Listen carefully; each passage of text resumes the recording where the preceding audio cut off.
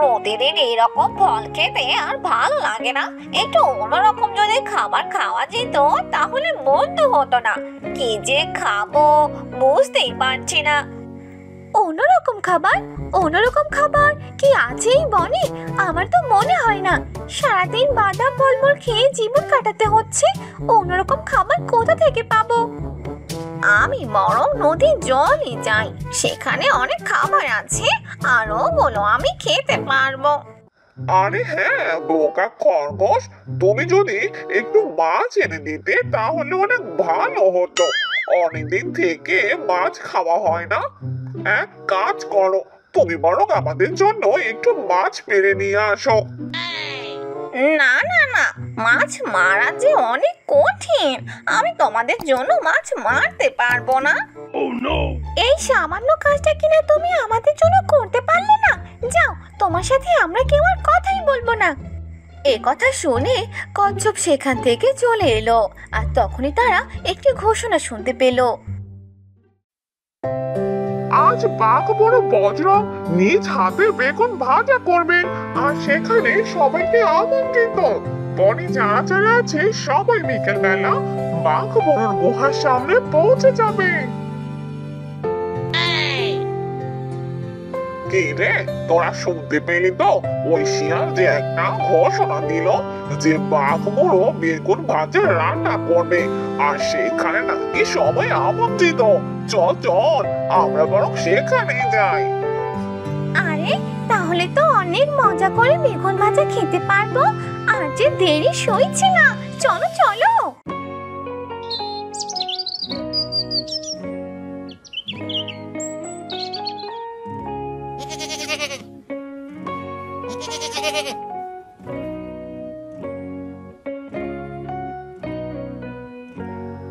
বাঘ বড়, এই বয়সে এমন রান্না? এই বয়সে তুমি রান্না করতে পারবে তো? আজ আমি বনবাসে প্রমাণ করব, বুড়ো বাঘ মানে চুপচাপ নয়, রাধুনিতেও বাঘও কিছু কম না। তাহলে বেশ বেশ, আর দেরি কেন? তাড়াতাড়ি রান্নাটা শুরু করে দাও। আমার যে অনেক খিদে পেয়েছে, আর খিদে পেটটা চো চো করছে। কবে যে বাঘ বুড়োর হাতের বেগুন ভাজা খাবো। আরে হ্যাঁ হ্যাঁ, আমারও প্রচন্ড খিদে পেয়েছে। বাঘ বুড়ো, আর দেরি করো না বুঝলে, জলদি রান্নাটা এবার শুরু করে দাও। তোরা কিছুক্ষণ অপেক্ষা কর, বেগুন ভাজতে বেশিক্ষণ দেরি হবে না। আমি জলদি বেগুন ভাজাটা রান্না করছি, তোরা এখানে বসে থাক, রান্না হলেই তবেই তোরা খেতে পারবি। বেগুনে একটু মধু দিলে বেগুন ভাজাটা আরো মজাদার হতো, তবে মজা করে খেতে পারতাম। বাঘ বুড়ো, এক কাজ করলে কেমন হয়, তুমি বরং বেগুনে একটু মধু দিয়ে দাও। মধু কম, আমি একটু জঙ্গলের গাঢ় লাল ফল এনেছি, ওইটা দিলেই হবে। একেবারে বাঘ মার্কা ভাজা, দেখলেও লাল লাল হবে, খেতেও যেন অনেক সুস্বাদু।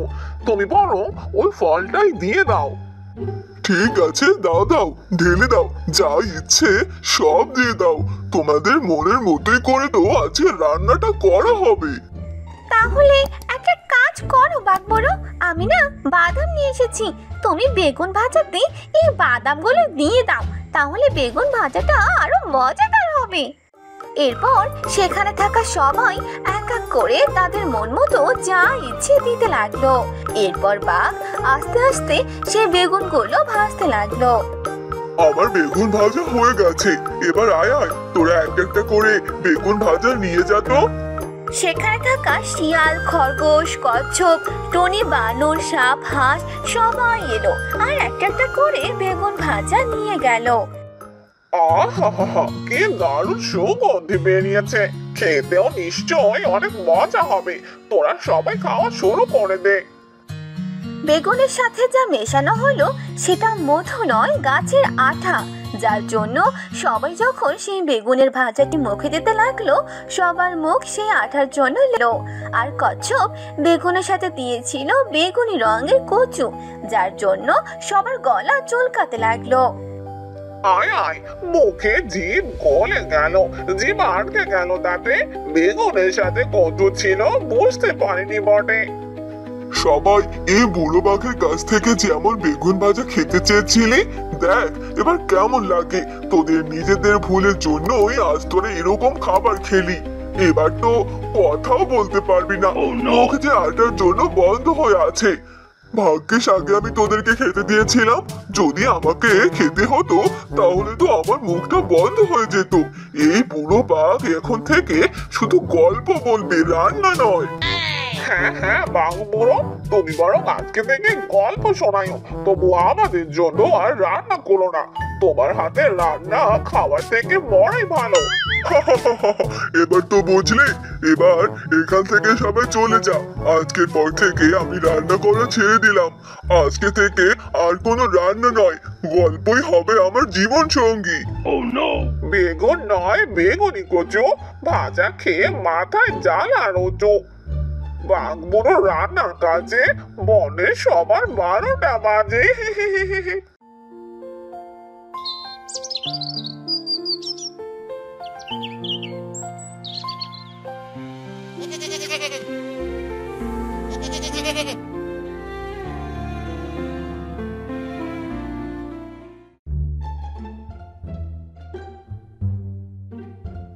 ভাগ্যিস আমি বেগুন ভাজাটা একটু কম খেয়েছিলাম, যার জন্য আমি কথা বলতে পারছি, আর ওরা তো এখনো কথা বলতেই পারছে না।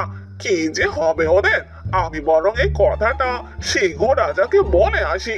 সিংহ রাজা নিশ্চয়ই কোনো উপায় বের করবে। এ কথা বলে বানরটি হাঁটতে হাঁটতে গেল সিংহ রাজার গুহার সামনে।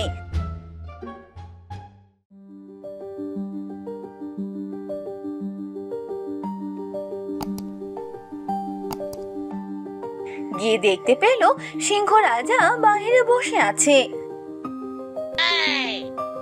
সিংহ মহারাজ, একটা খবর নিয়ে আপনার কাছে এলাম, আপনি তাড়াতাড়ি আমাদেরকে সাহায্য করুন। সাহায্য? কিসের আবার সাহায্য? এরপর বানর সিংহকে সব ঘটনা খুলে বলল।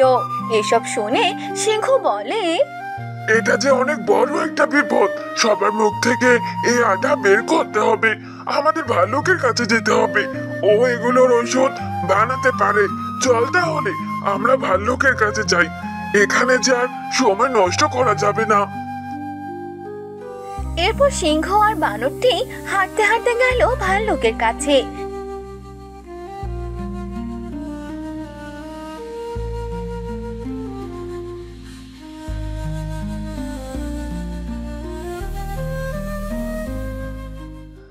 আরে আরে, এই বেটা ভাল্লুকটা আবার কোথায় চলে গেল? ভাল্লুকের কাছে এসেছিলাম ঔষধ দেওয়ার জন্য, এখন তো দেখছি সেই নেই। তাহলে ঔষধটা নেবো কি করে? জঙ্গলে সবাই যে কথা বলতে পারছে না, কি করি এবার?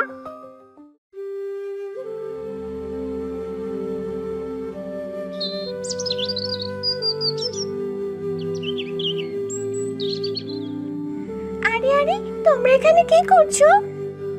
আমরা তো ভাল্লুকে খুঁজতে এসেছি, কিন্তু ভাল্লুক তার গুহায় নেই। ও কোথায় গেছে তুই কি জানিস?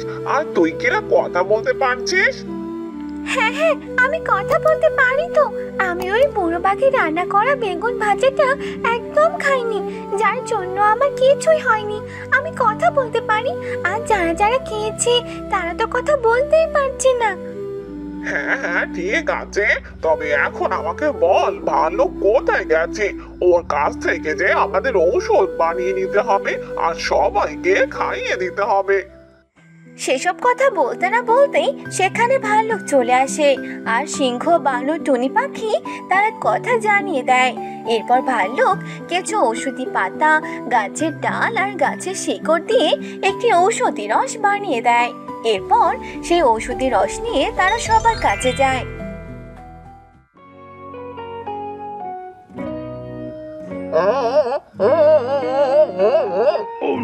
সবাইকে ঔষধ দিলেও তোকে কেন জানি আমার ঔষধটা একদম দিতে ইচ্ছে করছে না। তুই যে পরিমাণ গানের কাছে বক বক করিস, আমার মনে হয় তোর বোবা থাকাটাই ভালো। আরে আরে, কে সব বলছিস? বেশি কথা না বলে যা, সবার মুখে ঔষধটা ঢেলে দিয়ে আয়। এরপর বানরটি সিংহের কথা মতো সবাইকে ওষুধ খাইয়ে দিল। আর ওষুধ খাওয়ার কিছুক্ষণ পরই তাদের মুখের আটাটা চলে গেল আর তারা কথা বলতে লাগলো। ওরে বাবা, এখন একটু শান্তি লাগছে। অনেকক্ষণ থেকে কথা যে বলতে পারছিলাম না। কথা বলতে না পারলে যে কতটা কষ্ট হয় এবার বুঝতে পারছি। আর তুই বেশি পক পক করলে আমার শুনতেও কষ্ট হয়, তাই এবার থেকে বেশি পক পক করা বন্ধ করে দিবি, বুঝলি? তোর কথা শুনে আমরা এখানে এসেছিলাম আর বড় বাঘের রান্না করা বেগুন ভাজা খেয়েছিলাম, যার জন্যই দেখ তোদের সবার কি অবস্থা হলো। সবই তো ঠিক আছে, তবে আজকের পর থেকে তোরা আর কেউ আমাকে রান্না করার কথা বলবি না। আমি বুড়ো হয়ে গেছি। তোরা কি না সবসময় আমার হাতের রান্না খেতে চাইছিলি? এবার তো বুঝলি মজা। আজকের পর থেকে আর কোনো রান্না নয়, এবার থেকে যে তোদের গল্প শোনাবো। হ্যালো বন্ধুরা, আমাদের গল্পটি আপনাদের কেমন লাগলো তা অবশ্যই কমেন্ট করে জানাতে ভুলবেন না। এমন আরো মজার মজার গল্প দেখতে চ্যানেলটি সাবস্ক্রাইব করে সাথে থাকুন।